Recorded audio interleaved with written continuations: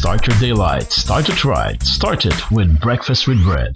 Breakfast with Bread, a bite of motivations and words of encouragement to jumpstart your day. Breakfast with Bread. Good morning. Welcome to another episode of Breakfast with Bread. I'm your host. My name is Michael Cross. And our text for today is from Mark chapter 4, verse 35 to 41. And let me read verse 39, Mark 4:39.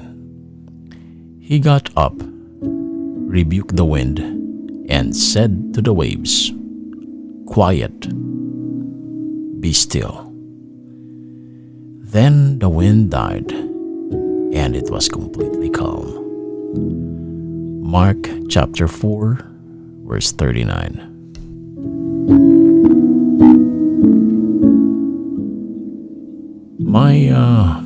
My body was shaking, both on the inside and the outside. You know that feeling you get when you have the flu? Trangkaso, no? Yung masakit ang yung mga kasukasuan, mga muscles, muscle pain, joints. Your joints feel like they're in napalm. Only this time, it was 100 times more severe. Then, whenever I would try to sit down or stand up, I start coughing. I cough so hard I feel like my chest might just collapse. Then I start to have a hard time breathing. The test results gave specific instructions to call 1-5 in the event of having difficulty in breathing.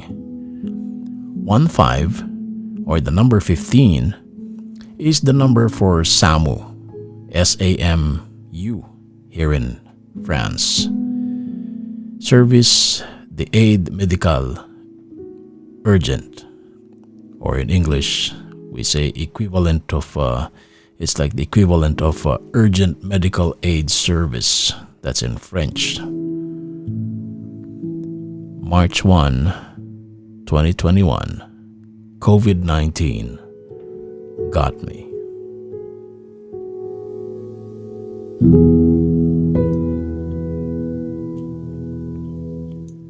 The mention of COVID-19 alone would make you feel you have reached your journey's end. For one, I thought it was the end for me. As I am preparing this message, there are already over 125,000 people who died in France due to COVID-19. Back then, March 1, 2021, after I got out of the hospital, there were only 91,000 people who died. Today, as we go into recording, January 19, 2022, we are now at 125,000 people who died due to COVID-19. And we have about 13.9 million cases already here in France. That day, March 1, 2021, when I was wheeled in the hospital and was told I would have to stay for several days, I asked God for His reassurance and protection. Not for me, but for my family. COVID-19 was the toughest storm I have ever encountered. To this day, I don't know if I've experienced a deeper certainty of God's presence than those days and nights in the hospital, navigating through COVID-19. Jesus is no stranger to storms. In Mark chapter 4, verse 35 to 41, he told of his disciples to head across a lake. A lake, little that the disciples know, that would soon turn windy and wild. The storm that night tested and bested these rugged fishermen, experienced fishermen. They too thought they were going to die. But Jesus calmed the water and then led his disciples to differ fate. Likewise, Jesus invites us to trust him in our storms. Sometimes he miraculously stills the winds and the waves. Sometimes he does something equally miraculous. He steadies our hearts and helps us to trust him. He asks us to rest in the belief that he has the power to say to the waves, "Quiet, be still." In closing, let me tell you another story about another storm. During a terrible storm on the ocean, a small passenger ship rolled precariously in the roaring tempest. The furniture and anything else that could move was tied down, and the passengers were confined to their bunks for their own safety, of course, obviously. Many on board thought the vessel was doomed. Finally, a passenger who was determined to find out if there was any hope for survival set out to see the one who was in command. Clinging to the walls and handrails, he made his way to the wave-lashed deck of the boat. He went up a ladder and into the whalehouse. He noticed that the ship was nearing land and was between some jagged rocks. It became clear to this man that the captain was trying to reach the safety of a calm bay up ahead. Knowing he could not make himself heard over the roar of the wind and the waves, the captain just turned wordlessly to the worried passenger and smiled. Reassured, the man returned to the others and said, "Don't be afraid. All is well. I have seen the captain's face." And he smiled.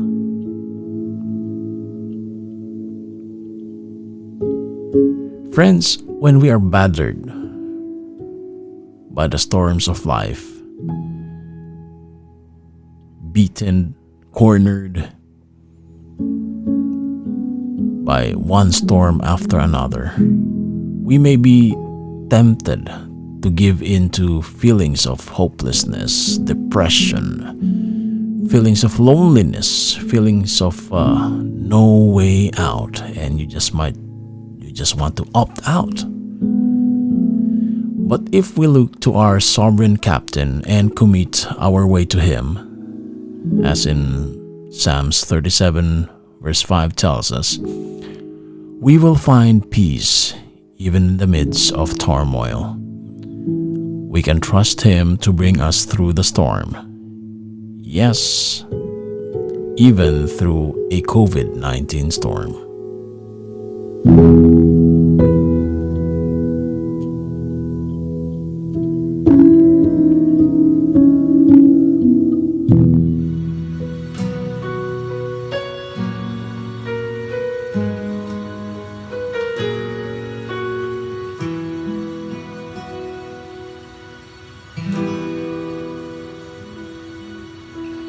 I've been there 1,000 times. Felt the rain like 1,000